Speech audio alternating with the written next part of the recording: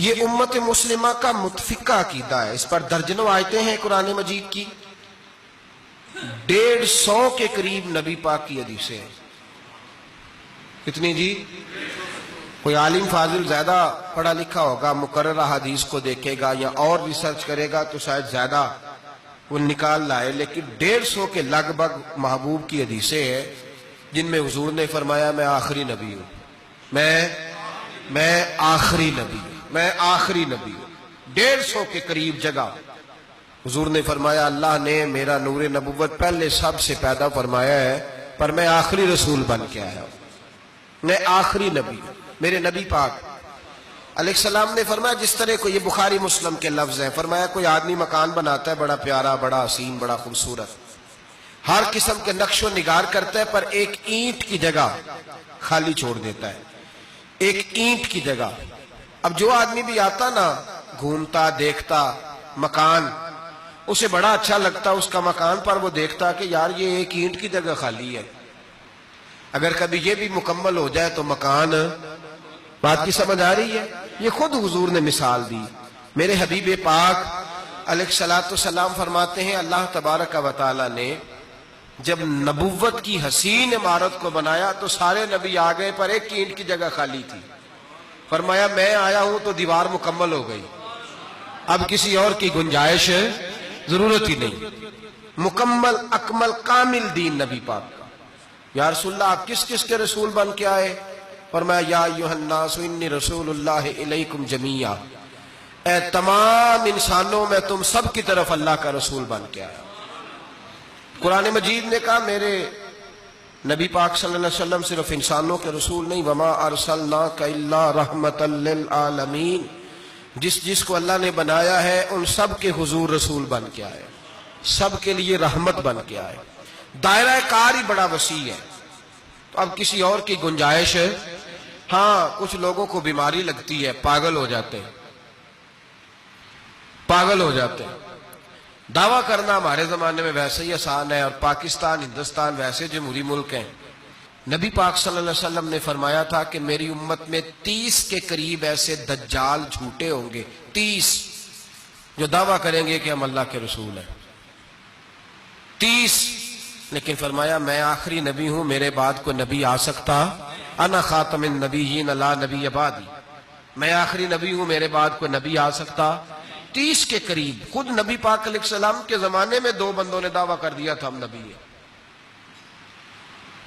بہت سارے لوگوں نے دعویٰ کیا، اور 1 2 4 نہیں، ابھی چند مہینے پہلے ایک بندے کو پھر دورہ پڑا تھا، بعد میں اس کا معلومات کی تو پتہ چلا نفسیاتی مریض ہے بیچارہ، وہ بھی کہتا تھا میرے پاس وحی آتی ہے.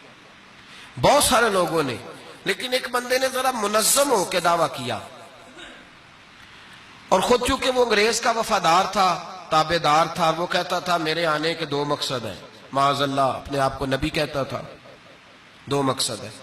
ایک کہتا تھا کہ جو انگریز حکومت کا وفادار نہیں وہ اللہ رسول کا وفادار نہیں. معاذ اللہ. پہلا اس کا آنے کا مقصد وہ بیان. دوسرا اس کا مقصد یہ تھا، وہ کہا کرتا تھا کہ دین سارا باقی ہے، موجود ہے، قرآن، حدیث، نماز، روزہ، حج، زکوٰۃ. میں معاذ اللہ نبی بن کے آیا ہوں تو صرف ایک کام کرنے آیا ہوں کہ جہاد کوئی نہیں، جہاد نہیں کرنا، کفر کے خلاف لڑنا.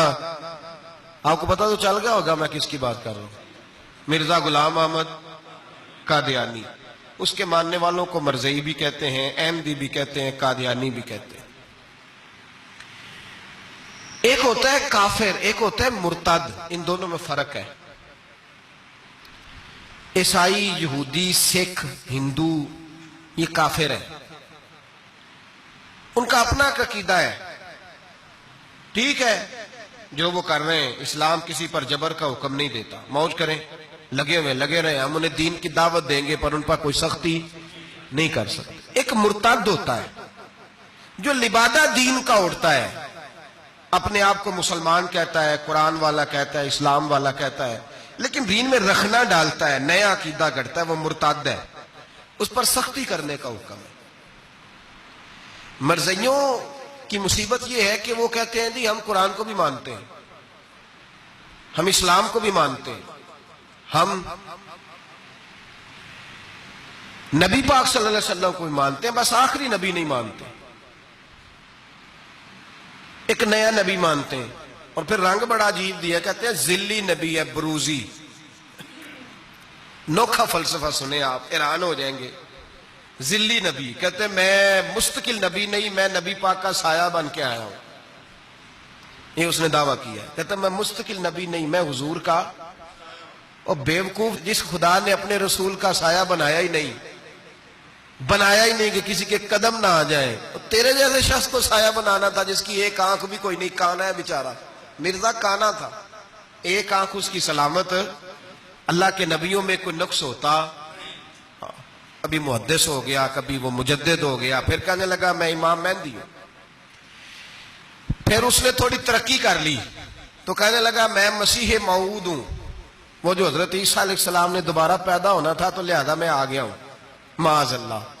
پھر آہستہ آہستہ جب اس نے سمجھا نا کہ اب بندے تھوڑے پکے ہو گئے ہیں جو میرے ساتھ ہیں، پھر کہنے لگا نہیں میں ذلی نبی ہوں، بروزی، میں سایہ بن کے آیا ہوں۔ مرزا غلام محمد قادیانی، پشت پناہی اس کو انگریز کی حاصل تھی۔ کسی شخصی جب حکومتیں سپورٹ کرتی ہیں پر اس کا آگے بڑھنا بڑا آسان ہو جاتا ہے، اس کی انگریز نے مکمل پشت پناہی کی اور ایک جمعیت تیار کر لی۔ پھر جب لوگ کٹھے ہو گئے اور اس نے دعویٰ کر دیا کہ میں نبی ہوں، علماء نے اس کو کئی دفعہ بلایا، حضرت پیر میر علی شاہ صاحب رحمت اللہ علیہ، پیر صاحب نے فرمایا کسی میدان میں سامنا تو کر، گفتگو تو کر، پر وہ سامنے آنے کو تیار۔ امیر ملت پیر جماعت علی شاہ صاحب محدث علی پوری رحمت اللہ علیہ فرمایا سامنے تو آ، نہ کہیں سامنے تو آ تو صحیح۔ حضرت حجت الاسلام مولانا حامد رضا خان صاحب رحمت اللہ تعالی علیہ حضرت کے صاحبزادے فرمانے لگے تو ایسا بے ایمان ہے، سامنے کیوں نہیں آتا، باہر تو نکلنا، آ تو صحیح۔ علماء نے کہا تو نکل تو صحیح، پر کبھی باہر نکلا فوت کہاں ہوا تھا؟ پتا تھا آپ کو فوت کہاں ہوا تھا؟ جی چلو مینوں تے دسن دی لوڑ ہی نہیں، تہاڈے تے سارا پتا ہے، ہوتا باتھ روم میں مرا، وہ باتھ روم میں، اور آج تک لوگ باز نہیں آئے، ان کی عبادت گاہیں ہیں، بڑے چکر ہیں۔ اب ایک نیا بہانہ میں سنتا ہوں، نیا بہانہ، کہتے ہیں جی پاکستان کی اسمبلی نے انہیں کافر کہا ہے۔ اسمبلی وزیر اعظم صاحب شیخ الحدیث ہے آپ کے، اسمبلی میں جو لوگ بیٹھتے ہیں شیخ، ان کا کیا کفر اسلام سے، کیا وہ کسی کو کہیں گے بیچارے؟ سورت اخلاص تو ہمارے وزیر داخلہ اور وزیر خارجہ نہیں سنا سکتے، یہ حال ہے۔ بہت بڑے بڑے بیرسٹر کہلانے والوں کو سورت اخلاص نہیں آتی، انہوں نے کسی کو کافر مسلمان کیا کہنا ہے؟ اسمبلی کا مسئلہ نہیں ہے، امت مسلمہ کے علماء محدثین محققین کا متفقہ فیصلہ ہے کہ مرزائی کل بھی کافر تھے، آج بھی قیامت تک کافر، اور بدترین کافر ہے، ہلکے پھلکے کافر بھی نہیں، سپرلیٹر ڈگری ہے، زبردست قسم کے کافر ہے، چھوٹے موٹے بھی نہیں، آخری درجے کے بدترین مشرک ہیں یہ۔